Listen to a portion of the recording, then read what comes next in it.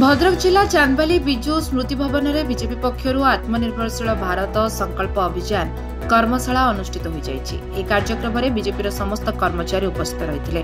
भारतर प्रधानमंत्री मोदी स्वप्न को साकार करने दिगरे विकसित भारतर आत्मनिर्भरशील एक प्रमुख माध्यम आवश्यकता रखुछि।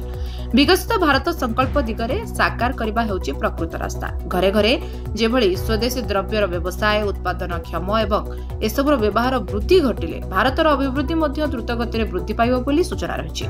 ए सबु दिगरे विश्व गुरु भाव में मोदीजींकर जो प्रत्येक को यथेष्ट अधिक विशेष भरोसा रही से दिगरे जदि आत्मनिर्भरशील हेबा निश्चित भाव में घरे घरे स्वदेशी भाव निजको प्रतिष्ठित कराई परिबा एवं घरे घरे स्वदेशी जिनस को संपूर्ण रूपे परिचित कराई परिबा।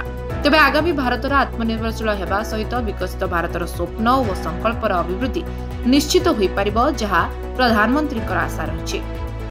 यार महात्म्य होची जे आमे जो प्रिय प्रधानमंत्री मोदी जी जो स्वप्न अच्छी जे स्वदेशी जिनिसर बहुल प्रचलन एवं भारतवर्ष को एक आत्मनिर्भरशील भारतवर्ष एक विकसित भारतवर्ष 2047 सुधा प्रतिष्ठित करेवा एवं भारतवर्ष को एक परम वैभवशाली राष्ट्र एवं सबु क्षेत्र में भारत एक नंबर राष्ट्र में परिणत हो ये जो स्वप्न रखी ये जो कार्यक्रम अनुष्ठित कराऊँची जे आमे स्वदेशी जिनस किभली भाव में बहुल भाव में आमे गाँ गहली में प्रचलन करवा एवं स्वदेशी जिनस को आमे निजे व्यवहार करने सहित अन्य मान को व्यवहार करने आमे समस्त को सचेतन करवा एवं जो जो छोट छोट स्मॉल स्केल इंडस्ट्री मान अच्छी ताकू मध्य आमे किभली भाव में उत्साहित करवा जिनस किणवा आंचलिक स्तर में जो जिनस अच्छी ताकू आमे समस्त को किणवा एवं ये जो कार्यक्रम अच्छी जे आमे समस्त को आमे आत्मनिर्भरशील करवा। तेणु आज ये जो